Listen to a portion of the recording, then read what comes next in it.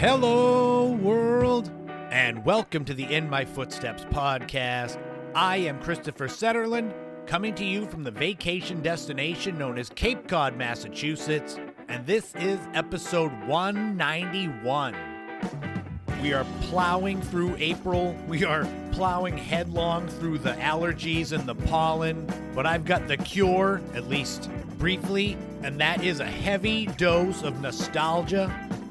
We're going to kick it off with a weird, fun, and surprisingly popular fad that 90s kids will remember, and that is the troll dolls. We're going to go way back in the day and look at one of my favorite educational short films, and that is Donald Duck in Mathmagic Land. There'll be a brand new top 5. These are the defunct telephone companies that you may remember growing up. And there's going to be a brand new This Week in History and Time capsule centered around the debut of the hit sketch comedy show In Living Color. All of that is coming up right now on episode 191 of the In My Footsteps podcast. So what are we going to talk about this week? About how allergies are here, spring is here on Cape Cod, pollen is here. You might hear it a little bit in my voice. Like, I feel fine, but I can tell that there's a touch of allergies going on. Just in case my voice sounds a bit different, it is not your headphones. It is not your stereo. Hopefully, wherever you are, the pollen's not too bad, but the weather is great, and you're getting through it the best you can. Thank you for making me part of your week to help you briefly feel young again, my fellow Gen Xers out there. I saw something the other day to go in the opposite direction to make us Gen Xers feel old. I saw that legendary MTV personality Kurt Loder is going to be 80 years old in a couple of weeks. It's like I know time goes by, but then you get this kind of cold slap of reality in the face. It's like, wait a minute, how is he that old? And then I look in the mirror at my increasing number of gray hairs and I'm like, oh yeah, because I got old too. Man, that's depressing. Well, welcome to the show. Sadness has engulfed me, but we're going to have loads of fun. I'm going to take you through some nostalgia, brought to you this week by our sponsor, nobody, just me. But on another hand, it is brought to you by my Patreon subscribers, who I have to thank to start the show. Lori, Mary Lou, Ashley, Kevin, Marguerite, Neglectoid, Crystal, Matt. Thank you all for being my biggest backers, the Patreon subscribers. $5 a month will get you access to bonus podcast episodes. It's going to get you access to the remastered Without a Map live streams. That newest one, the third one that I did 4 years ago, that's going up this week on Patreon for subscribers. Also, in kind of unrelated things, be on the lookout this week on my YouTube channel for the finished video where I go out to Race Point Light with my friends, producer Frank Durant and real estate broker Brian Mazzilli, as we walk the beach. We finish Henry David Thoreau's hike. We chat about the new movie that we were filming and just chat about life and enjoy the beautiful scenery as we go. So that's debuting on my YouTube channel. It'll be Friday from when this podcast goes live. So if you're listening in the future, it's up there. Go check it out. We can get into more of the housekeeping parts of the podcast when we get to the end. Let's dive into the meat of this nostalgia sandwich before the bread goes moldy. We're going to start it off looking at a fad that a lot of us that were around in the 90s got swept up in, and that was collecting troll dolls. Did you have troll dolls? Well, let's dive in and share our shame about collecting those right now.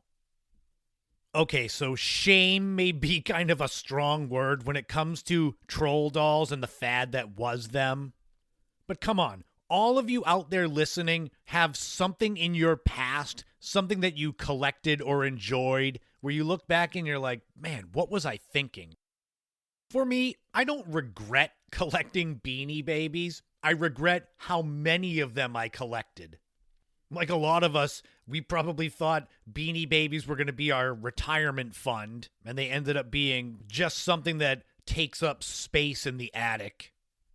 For those of you who are younger and don't know what troll dolls are, or those of you that are older and wondered why your kids were asking for these things from the toy store, troll dolls were these little plastic toys. They had this wild hair. That was the biggest thing about them. Big spiky hair, wide-eyed grins, and kind of pudgy bodies. They were really weird looking, but yet endearing somehow. They originated in Denmark. They became an unlikely global craze. They experienced multiple revivals. This wasn't like Beanie Babies where they burst onto the scene and went away. There's been waves of popularity of troll dolls throughout the decades. And we're going to do a deep dive into how this simple good luck charm transformed into a global sensation.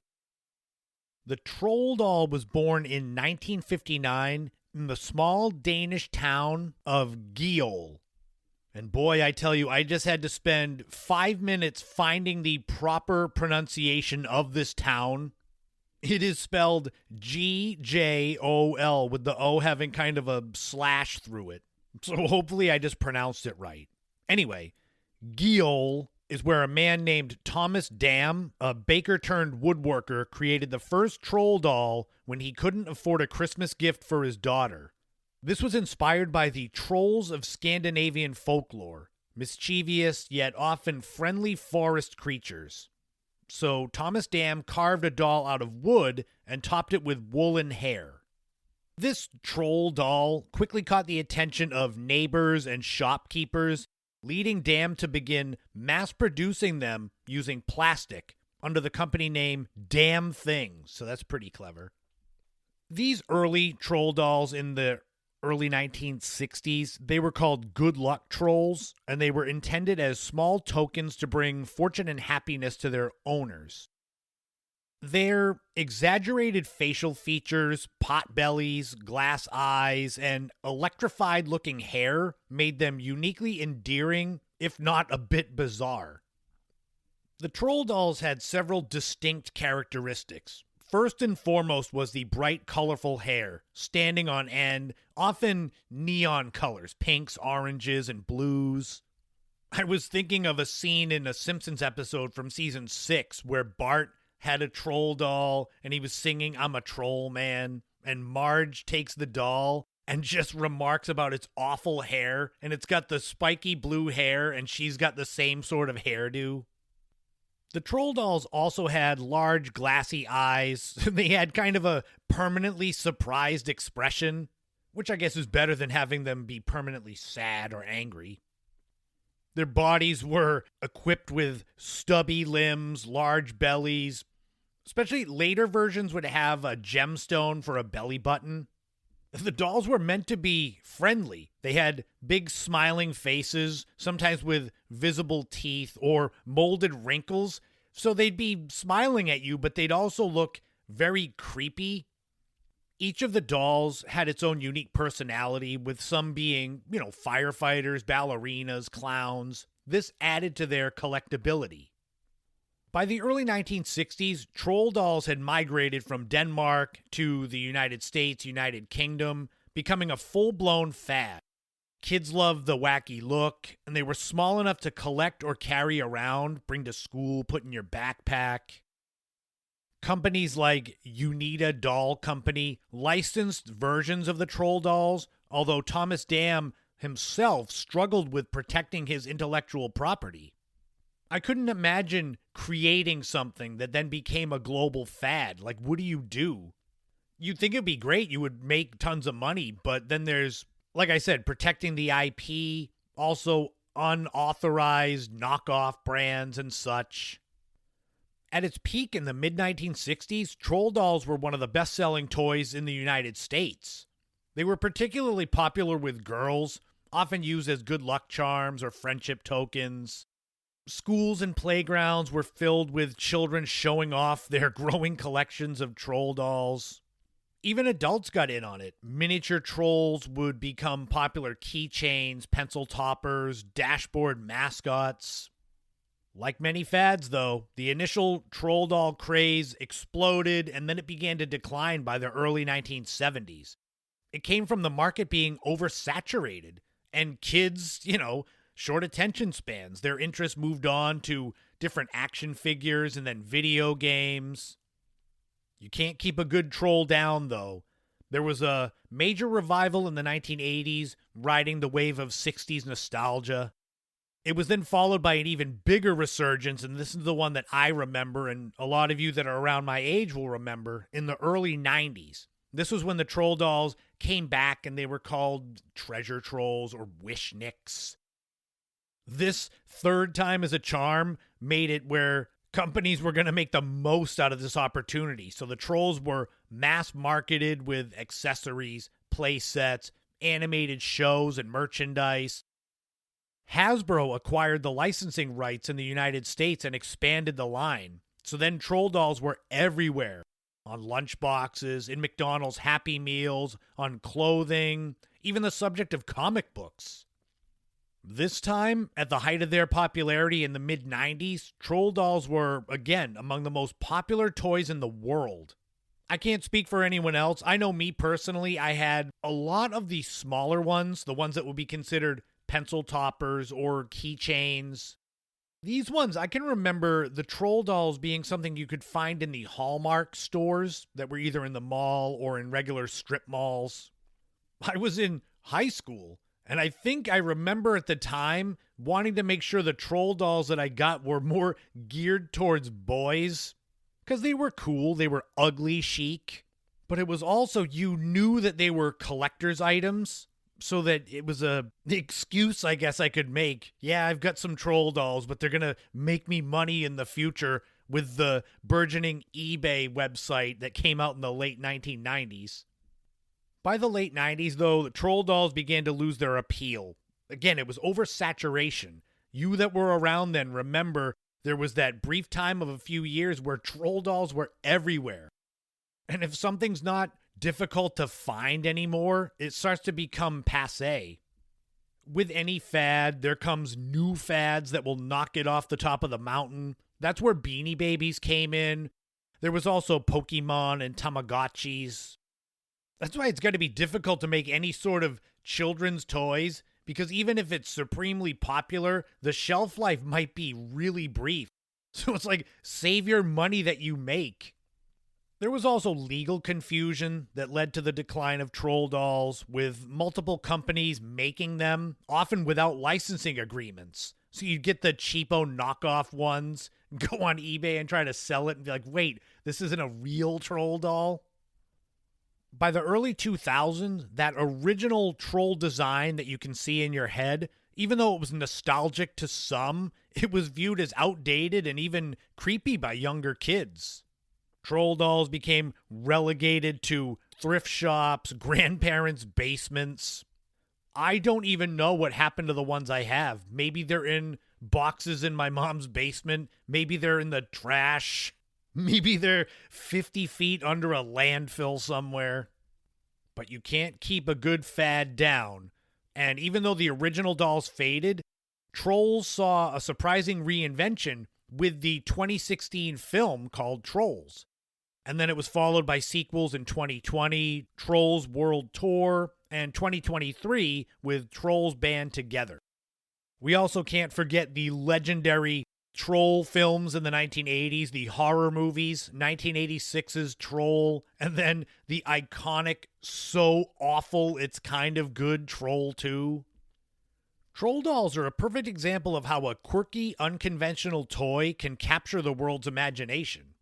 It started as a handmade wooden figure in Denmark and became a worldwide pop culture icon that's had waves of popularity. Their days as a toy aisle royalty might be over, mainly because there's not really many stores left that have toy aisles, but you can go on eBay, find those classic trolls, or maybe walk down into your basement now. Maybe you've still got your trolls. All I know is they were definitely a very unique toy, a unique fad. Because really, think about it. What other toy could make you laugh, make you confused, creeped out, and bring you luck, supposedly, all at the same time? That's what Trolls did.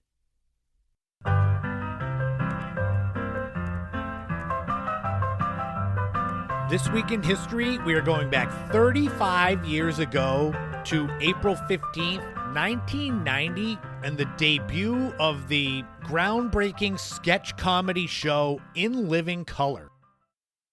I cannot believe this is 35 years ago.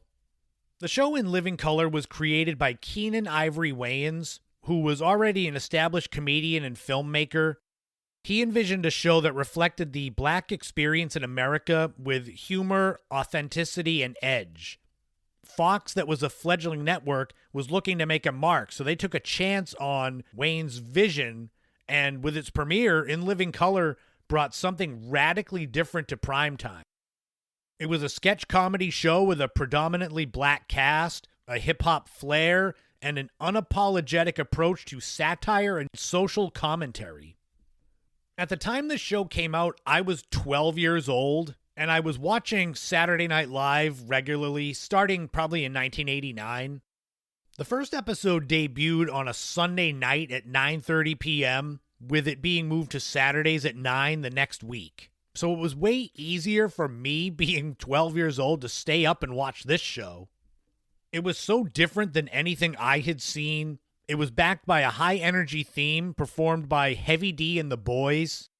It featured dance interludes with the Fly Girls that were choreographed by Rosie Perez. A big part of In Living Color's success stemmed from the memorable characters and sharp parodies of pop culture, politics, and race relations. If you were around back then, you can immediately think of the unforgettable sketches and characters that were on In Living Color. The first one I think of is Homie D. Clown, who was played by Damon Wayans. He was a grumpy ex-con turned children's entertainer who would refuse to conform and often uttered that famous catchphrase, "Homie, don't play that." There was Men on Film, a flamboyant and hilarious critique of movie culture with David Alan Grier and Damon Wayans playing two effeminate film critics giving their reviews 2 snaps up. Or if they didn't like it, they would just say hated it simultaneously. There was Fire Marshal Bill, who was a deranged and accident-prone safety instructor, played by Jim Carrey, who had the catchphrase, "Let me show you something," and he would instantly do something that would ruin everything around him. In Living Color launched the careers of Jim Carrey, Jennifer Lopez, who was one of the original Fly Girls, and Jamie Foxx, who joined in later seasons and went on to win an Academy Award. If you had told me in 1994 that Wanda on In Living Color would go on to be an Academy Award-winning actor, I'd have said, what has happened to the world? And of course, you couldn't have the show without the Wayans family. Keenan, Damon, Sean, Kim, Marlon, they were all over the show. They used that show as a foundation for future projects like the Wayans Brothers Show and Scary Movie. In Living Color aired for 5 seasons, with its last one being in 1994, but its influence is still deeply felt. It paved the way for other boundary-pushing sketch shows like Chappelle's Show, Key and Peele, even Mad TV. Fox tried to revive the series in 2012 for a new generation, but that reboot never got off the ground. It was kind of lightning in the bottle.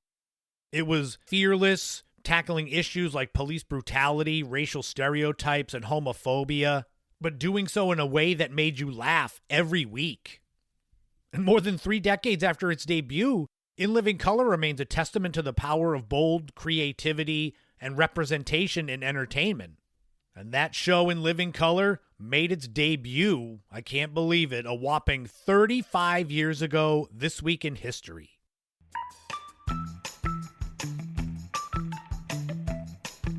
Oh, and here we go. A brand new time capsule. We're going to stick to the same day. So In Living Color debuts April 15th, 1990. What else is going on in the world of pop culture back then? Well, let's find out. The number 1 song was I'll Be Your Everything by Tommy Page. You're forgiven if you have no idea who Tommy Page was. I consider myself a pretty good expert at nostalgia, and I had to look it up. I'm like, who in the world is this guy? The song was off of his albums Paintings in My Mind, and it was co-written by Danny Wood and Jordan Knight of New Kids on the Block. This was Tommy Page's only hit song, and sadly, he passed away in 2017 at the age of 49, apparently by suicide. The number one movie was Teenage Mutant Ninja Turtles, and you could get into the theater with a ticket costing $4.22. This is the live-action version of the comic book or cartoon series, Heroes in the Half Shell, the turtles that were kind of in these animatronic rubber suits. Leonardo, Donatello, Michelangelo, Raphael, Splinter, their rat leader. The film is 43% fresh on Rotten Tomatoes, but it made over $200 million on a budget of just over $13 million, making it the highest grossing independent film ever at the time. This was followed up the next year by Teenage Mutant Ninja Turtles 2, The Secret of the Ooze, which included that awful Vanilla Ice song, Ninja Rap. Ugh. The number one TV show was Roseanne. It's about the middle-class family, the Connors, and their hijinks. The original series was on for 9 seasons, from 1988 to 1997, with a spin-off show, The Connors, still on the air in its 7th season. So you can still see the family minus that idiot Roseanne if you want to go check it out. And if you were around back then, April 15th, 1990, maybe you went to see Teenage Mutant Ninja Turtles with your kids.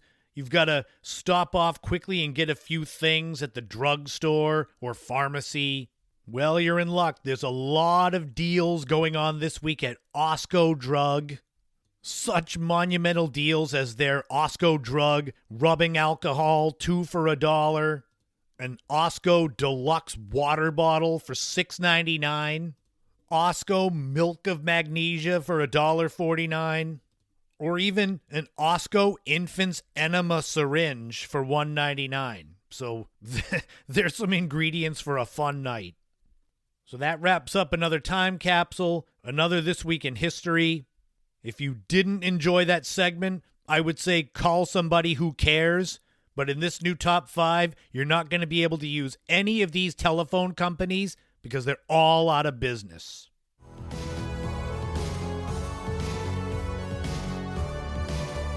I feel like telephone companies are the ones that go out of business or merge with others or get bought out more than almost any other company I've ever known in my life.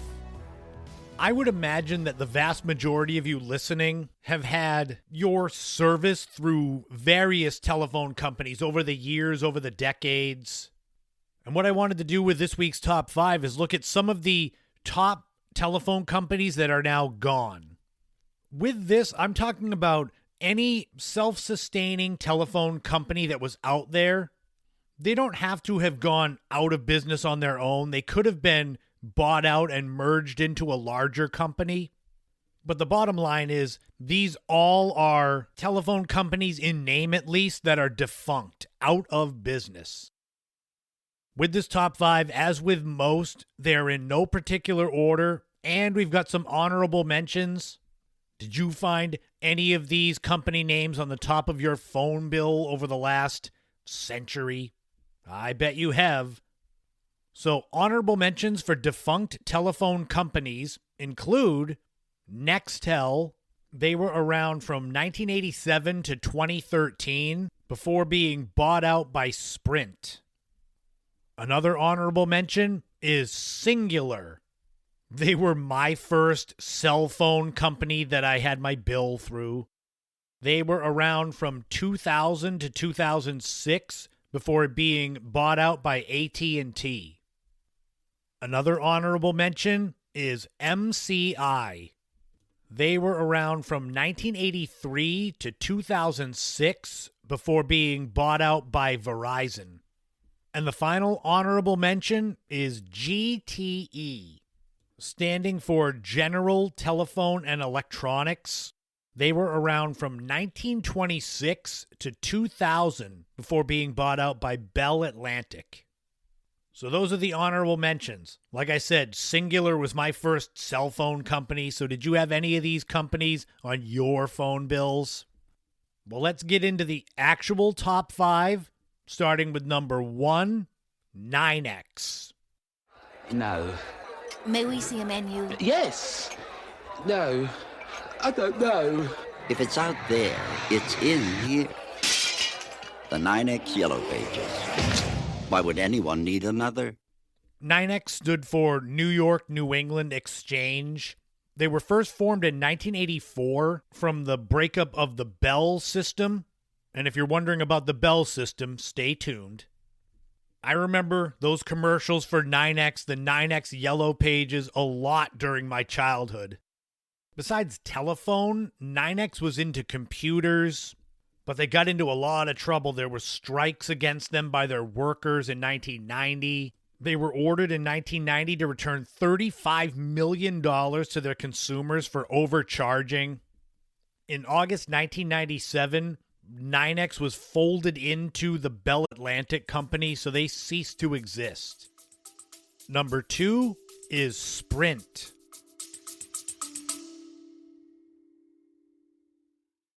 What's up, everyone? Welcome to Pop Off Sis, the podcast where we dive into the latest trends, hot topics, and everything pop culture within music, entertainment, and sports. I'm Morgan. And I'm Kendall, the sister duo that is bringing you our unfiltered take on the stuff you care about.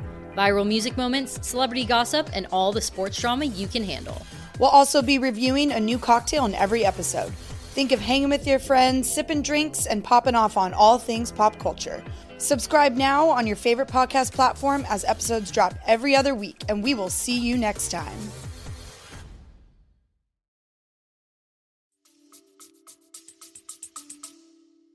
U.S. Sprint's long-distance digital fiber optic network is so quiet you can actually hear a pin drop.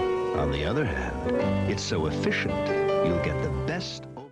This is a more recent one and was one of the largest telephone companies in the world at the time that they were bought out by T-Mobile. Sprint could trace its roots all the way back to the Brown Telephone Company in 1899, which first gave telephone service to rural Kansas. In the mid-70s, there was a contest to give a name to the company. Sprint was the winner, and it stood for Southern Pacific Railroad Internal Networking Telephony. As of June 2019, Sprint was still serving 54 million customers in the United States. T-Mobile bought Sprint in 2020 for $26 billion and quickly phased out the Sprint name. Number 3 is the Bell system. The Bell system was the dominant brand in telephone communications in the United States for almost a century. It was basically a monopoly. The company was founded in 1877 by Alexander Graham Bell, the man who invented the telephone. So this was his legacy. As early as the 1910s, people were complaining about a monopoly and bringing antitrust lawsuits against the Bell Company. The company as a whole was often referred to colloquially as Ma Bell. Finally, in 1983, the Bell system was broken up. That's where, like I said a minute ago, where 9X came from. At the time of its breakup, the Bell system had assets of $150 billion in 1984.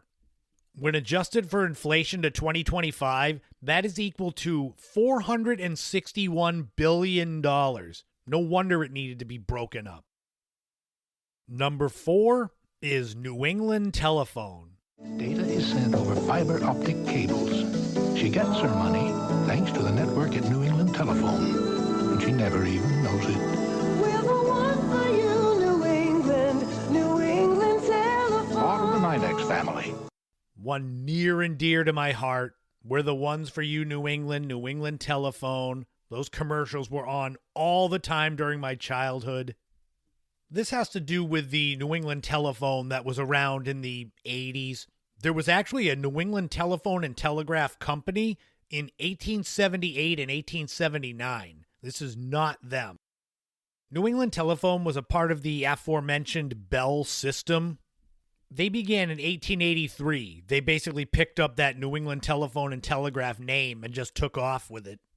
New England Telephone became a part of NYNEX once NYNEX broke away from the Bell system, but they were on their own. They were still their own company, just a NYNEX branch.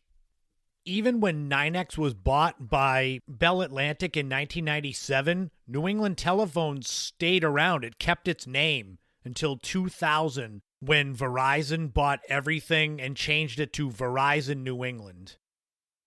And finally, number 5 on the list of top 5 defunct telephone companies is the Bell Telephone Company. This was the original, the very first telephone company ever, founded by Alexander Graham Bell in 1877. It was only a year after Alexander Graham Bell patented the telephone that he created his first phone company. And you remember when I just mentioned the Bell system, this is the originator of it, and it just kept growing until it became a monopoly.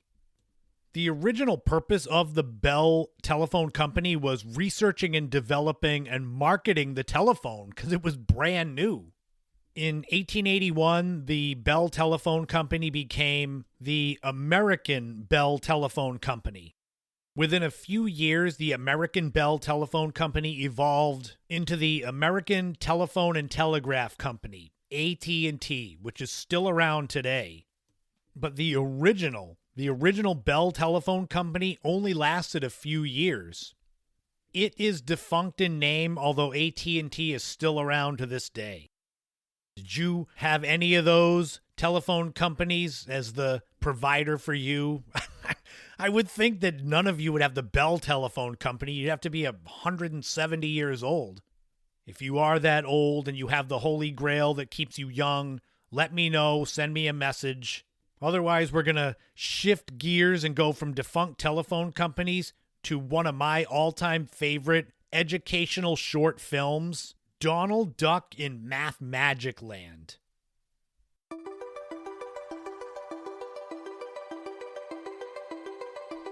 This is one of those educational short films that stuck with me from an early age. I can only assume that I saw this for the first time probably somewhere between 4th and 5th grade. Donald Duck in Mathmagic Land is from 1959. So even though it's getting close to 70 years ago, it's a film, an educational short film that was still being shown in schools as late as the mid to late 1980s. Donald Duck in Mathmagic Land is definitely an intro to mathematics for a younger audience, probably kids that were 12 and under, I would think. It's a little bit longer. It clocks in at just over 27 minutes, which is interesting because I remember when I saw it being very engrossed in it, interested. I think because it's Donald Duck, but I could easily see this being one where kids would start to have their minds wandering.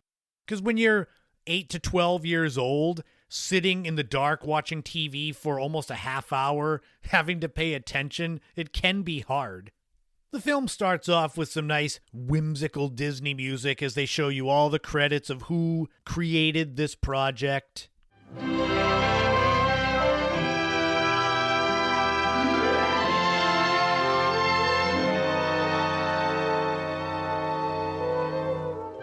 As a kid, I know I didn't care, but when I watched this back for the podcast, the first thing I think of when I see this movie is Donald Duck is in this dark forest. There's a shadow. He's walking in a hunting uniform with a rifle. They never bring up what he was doing. Was he just out hunting and he wandered into Mathmagic Land? And what was Donald Duck hunting? Other ducks? Is he cannibalistic? I don't know. Mathmagic Land is just filled with numbers. There's trees shaped like numbers. There's waterfalls that are filled with numbers and shapes, geometric shapes. There's a pencil that challenges Donald to tic-tac-toe. Then he finally, after wandering around, gets to meet the spirit that is kind of the narrator. The spirit says that he's the true spirit of adventure, which when you're a kid watching this, I think that the true spirit of adventure, if it led you to a land filled with math, I don't think that would be an exciting adventure to go on. At first, Donald is not excited about going on an adventure in mathematics, but the spirit tells him that math is connected to music, so that gets him interested. Donald is then taken back to ancient Greece to meet Pythagoras.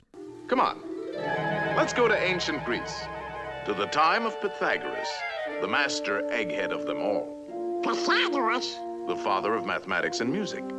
Mathematics and music? The spirit goes on to explain how mathematics makes music different, the different octaves of a string. Then we get a whole big musical number with Pythagoras and his followers, the Pythagoreans, as they play music, and it's loosely based around mathematics, but Donald gets really into it. They're all playing stringed instruments. Donald brings this jug as a bongo drum, so they're all jamming together. And then it busts into live action, big band, jazz music playing. And then it's more classical with piano and violins. While I was watching this, even now as an adult, I could only imagine being a kid listening to classical music in the dark at school. You'd easily start zoning out, falling asleep. I debated fast forwarding through this, but I'm like, no, for the integrity of the review on the podcast, I've got to watch every second of this. Donald ends up getting the pentagram tattooed on his hand, becoming friends with Pythagoras. The pentagram is supposed to be full of Mathmagic. Now, I can only speak for me. I don't know, you out there, when you hear pentagram, do you think of math or do you think of like secret cults and such? Because that's the first thing I thought of. Granted, this is 1959, but they start talking so much about pentagrams, and I'm like, man, is this occult stuff? Satan followers? I don't know. It's Donald Duck. What's happening here? The spirit talks about the magical golden section, which I don't understand music. I'm not a musician. Then the spirit goes into how in the pentagram is a secret for creating a golden rectangle. If you're a lover of math, you probably understand that. If you like Donald Duck and Disney, you will still be able to enjoy this short film. But I'll admit it started losing me at this point a little bit. It said that this golden rectangle has magical qualities. I don't know what they are. They don't explain it. You're just supposed to accept that. But they show a whole bunch of different images of how this rectangle influenced Greek design, their old buildings. And there's a song showing different shapes and the pentagram fitting into it and moving around to try to get you to understand the golden rectangle. Then, as if you weren't lost enough with the golden triangles, golden sections, golden rectangles, then there's a golden spiral they talk about. I could only imagine being 10 years old and watching this and saying, where's Donald? I want to see Donald doing stuff and talking. I don't want to see shapes and really learn about math in a Mathmagic film. The spirit keeps going on about the golden rectangle, about how it's influenced the modern world, of the late 50s. But then they talk about how it's the proportions of beauty, and there's this dancer on the screen. So suddenly Donald is back, very excited by this woman. And he comes running into the screen, trying to hug the woman, but she vanishes into a pile of rectangle shapes. Boy, oh boy, oh boy. This is mathematics. I got mathematical figures like that. Donald. Get me quiet. No. Ideal proportion. Donald ends up wedging himself into a pentagon, which leads the spirit to show how nature uses these shapes, the mathematics. It shows a bunch of flowers, starfish, sand dollars. But even with all of the shapes and mathematics in nature, it keeps coming back to the pentagram. So every time I would see it, I'd immediately lose focus and think of cults. So we get a few minutes of live action, showing shells on the beach, real close-ups of insects and spider webs. This definitely would have kept kids interested, I think, at least a little. The picture of the fly really close up of its eye, I think would have freaked out kids my age when I saw it, 9, 10 years old. Then we get a weird kaleidoscope effect as Donald comes back together to be a part of this again.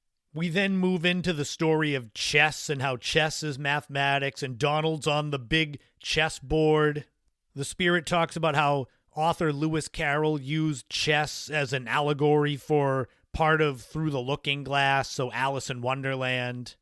And the chess pieces start chasing Donald around, saying he's a lost pawn. So Donald's running away, begging the spirit to help him. Or it could be an Alice. Alice! No, it's a lost pawn. Lost pawn? Stop that pawn! Mr. Spirit! He eventually escapes. He dives off the chessboard, and there's a treasure chest that has candy in it, and it says, "Eat one." So he eats it and grows big, and then he can look down on the chessboard, and they show a chess game being performed, kind of in fast forward, because chess was boring definitely as a kid. I couldn't imagine sitting and watching people play chess, even today. Ugh. Donald is as bored with chess as I would have been, as probably some of you would have been. But then he gets excited when they go to baseball and they show the diamond. Then Donald moves on to playing football, and they're talking about how it's a rectangle. Next is basketball and how it's a game of circles and spheres played on a rectangle. Then they get into hopscotch, and there's Donald with a giant lollipop. Is hopscotch still a thing? I'm trying to think in the 2020s. Do kids play hopscotch? Any of you out there that have young kids, have they played hopscotch? I think we did as kids. Not much. That seems more of like a 1940s and 50s type of game. Maybe they should make a video game version of hopscotch. I think kids might play that. Then we get into a really in-depth segment about how to play billiards, which I've never been into playing pool, but they really get into showing you how to play it. They show you a specific one called 3-cushion billiards, so there's 3 balls on the table, and it's somewhat interesting. Like, you could probably learn how to play pool a bit from this section of the film. The idea with 3-cushion billiards is that the cue ball has to hit the other 2 balls, but it has to hit 3 sides of the pool table first. So it comes down to geometry, knowing how to play the angles. And they show this professional, quote-unquote, billiard player, unnamed, never named, who is showing you how to do these trick shots. They mix it up here where Donald is kind of a part of this live-action scene, commenting on the guy's shots. This segment really drags on. Like, if you're not interested in how to shoot pool, you're going to lose interest pretty quickly. Like I said, this film is just over 27 minutes, and we're looking at 5 to 6 minutes of it that is just shooting pool.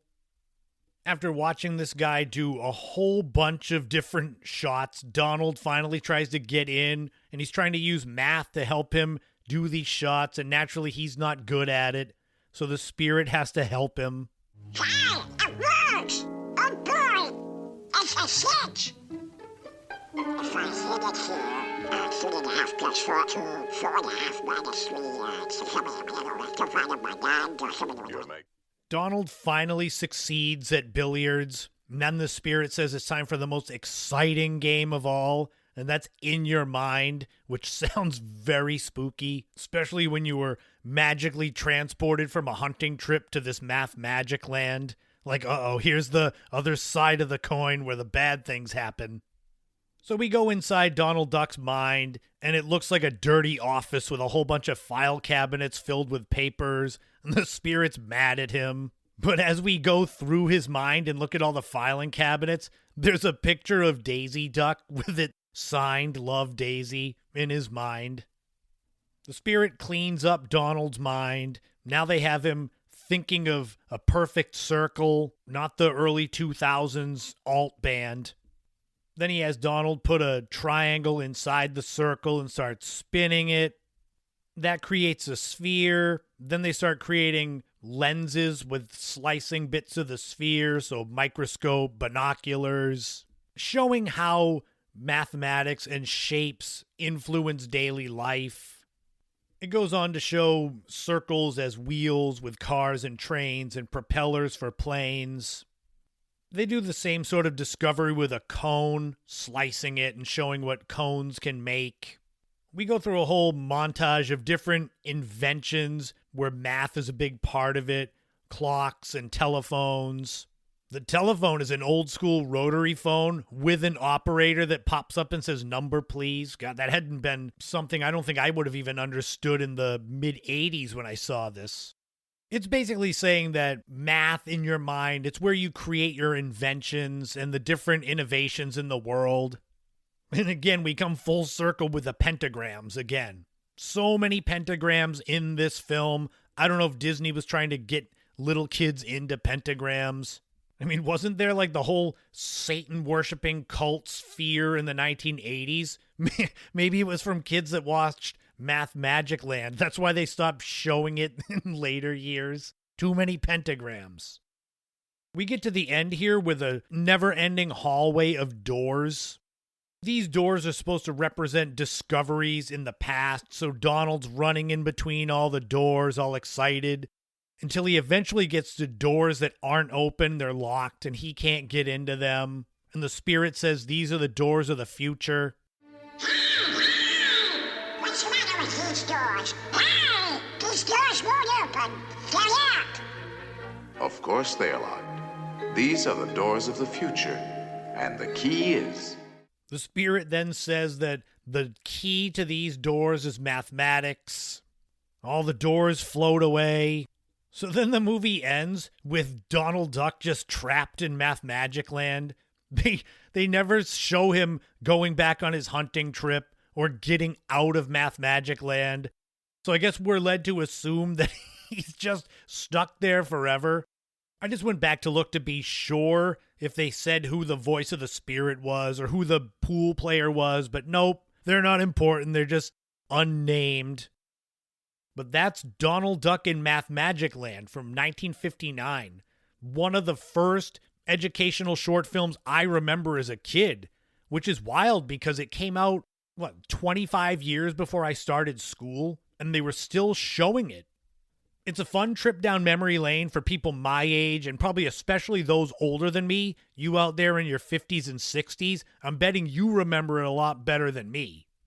They need to make a sequel to this where Donald gets rescued from Mathmagic Land. Come on, Disney, get on that. But until next time, that's going to wrap up episode 191 of the In My Footsteps podcast. Thank you all so much for tuning in, for making it to the end. I hope I fulfilled your quota for Gen X nostalgia. I'm always on a never-ending quest to find new topics to share. Next week's going to be exciting. Episode 192 is going to be a new concept I talked about several episodes back. It's going to be one episode totally dedicated to 1 year. So we're going to start it with 1985, 40 years ago. We're going to look at the year in TV, in music, funny and weird events that happened from the year. This Week in History will be from 1985. So we're really going to do a deep dive into that year. My plan is to sprinkle those in over time. I'm going to end up choosing any year between basically 1960 and 2005. The first one I thought of was 1985, so we're going to do that next week. If you can't get enough of me, of my wacky brand of humor and my topics I choose, I am all over social media. Find me on Instagram, my Facebook fan page for the podcast. I'm on Blue Sky. I am always sharing new videos on YouTube. I've got a blog that I post several times a week. My specialty is the Initial Impressions 2.0 blog. That is the look back at my week that was, the wacky and random things that happened to me. So you can find me all over there. If you want to support me, my content, my never-ending quest to be a self-sustaining content creator, you can subscribe for $5 a month on Patreon. You could buy me a coffee. Links to all that are in the description of the podcast. But of course, the best way to help me out as a creator is to share what I do. You know, I appreciate people that like my posts. I'd much rather you share them with people that aren't aware of what I do, or actually click the links. That's really how you help a content creator. I'm a small business, one person. I would love to do more in-depth videos on YouTube or spend more time marketing my content. But don't forget, I have a full-time job in addition to this, and I spend anywhere from 15 to 20 hours a week doing this work on top of everything else. I do it because I love what I do. I've always loved the creativity, making things from my own brain. And I will keep going on that quest. I've always got new ideas. I feel like I have a plate and I'm at a buffet and I just fill it with everything I like. That's where the new idea of acting, voice acting, that's where that came in. I wasn't thinking about that a year ago. It wasn't until Frank basically said to me, I want you to be in my next film. And I'm like, okay, I guess that's a new avenue for me. That's a big part of my 2025, just my overall growth, I guess, as a human, is being more open to whatever floats into my orbit. You know, you never know what opportunities might show up each day. That's a big part of just showing up in life. I could literally end recording this podcast, go to my car and go to the store and bump into someone that changes my life forever. They offer me some kind of amazing opportunity or they beat me up and steal my wallet. I don't know. The uncertainty is scary, but it's also very exciting. In the next few months, the film that I just finished up wrapping last month, that'll be out. I don't know what comes from that. You know, my Etsy shop, looking for possible casting calls for background roles in films. You never know. And I'm just talking about me with my creativity and what my passions are. Whatever your passions are, you never know what might show up on your doorstep the next day. That's my little slice of inspiration for any of you out there who might need it. If you don't need it, then take this podcast and take a walk outside and enjoy the beautiful spring weather. Hopefully you don't have allergies. Special birthday wishes this week to one of my dearest friends, Deanna, one of the hardest working people I know, and definitely an inspiration for me as far as when I say I've got a full-time job and then I do my content creation. She works full-time and she's going to school full-time. So it's hard for me to complain when I see what she does. So happy birthday, and I hope it's a great birthday. And remember, in this life, don't walk in anyone else's footsteps. Create your own path and enjoy every moment you can on this journey we call life, because you never know what tomorrow brings. Thank you so much again for tuning in. This has been the In My Footsteps podcast. I am Christopher Setterland, but you already knew that. And I'll talk to you all again soon.